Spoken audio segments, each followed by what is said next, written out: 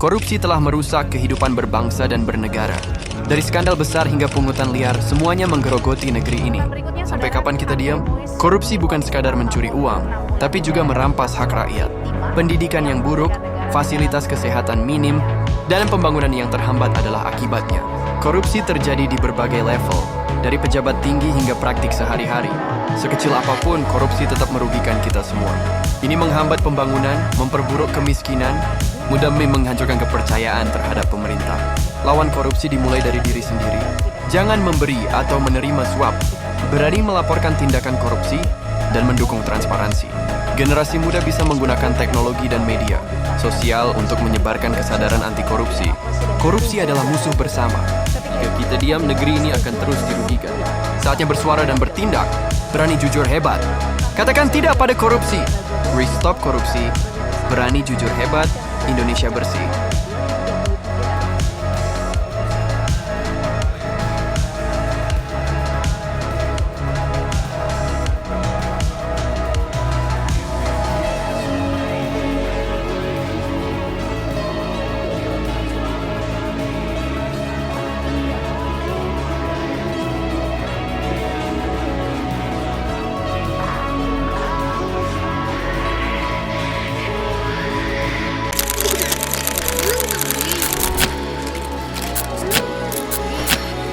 KPK menetapkan Menteri Sosial Juliari Batubara dan 2 pejabat pembuat komitmen Kemensos serta 2 pihak swasta sebagai tersangka kasus dugaan korupsi dana bantuan sosial COVID-19.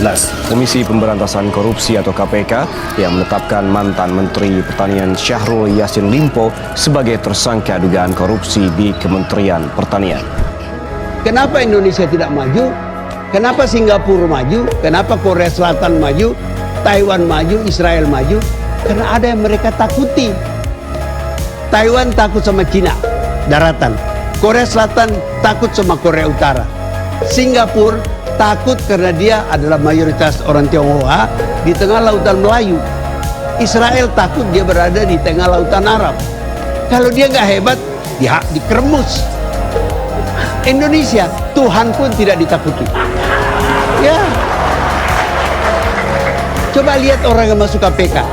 Semua berdari sumpah di bawah kitab suci atau berpegang pada Bible.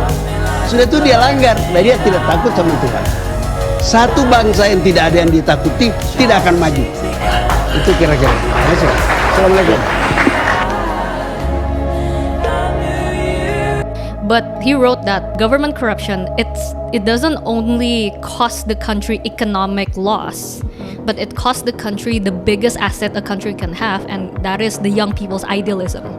And I feel like these corruption that these leaders are doing and how they're perpetuating and showing a blatant show of nepotism and disrespect towards integrity and things like that, this is the fruit of what they're perpetuating. Basically, they cannot expect to have a nation filled with hardworking, integrity-filled worker SDM yang berkualitas untuk bantu mereka merealisasikan Indonesia Emas 2045. Kalau mereka terus korupsi kayak gini, you can't have your cake and eat it too. Students, they're still learning, right? Yeah.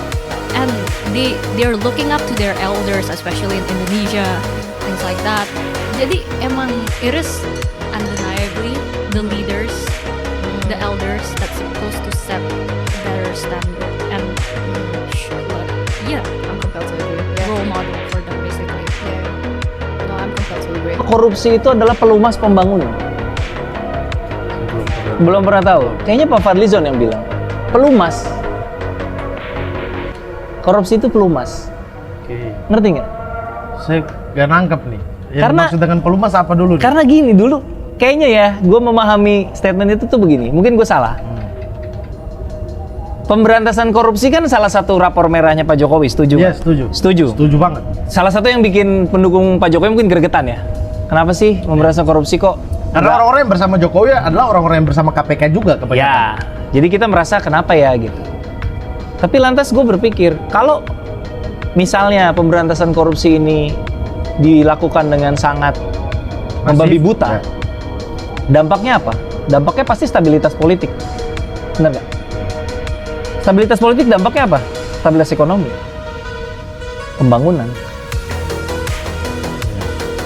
Ngerti nggak lo maksudnya? Mengerti. Jadi mungkin kalau ekonomi mau stabil, Harus ada tetap semua adem, semua kebagian, bagi-bagi kue. bagi-bagi kue, ya memang mungkin korupsi akan sulit diberantas. Gue udah mulai berdamai dengan itu. Hah?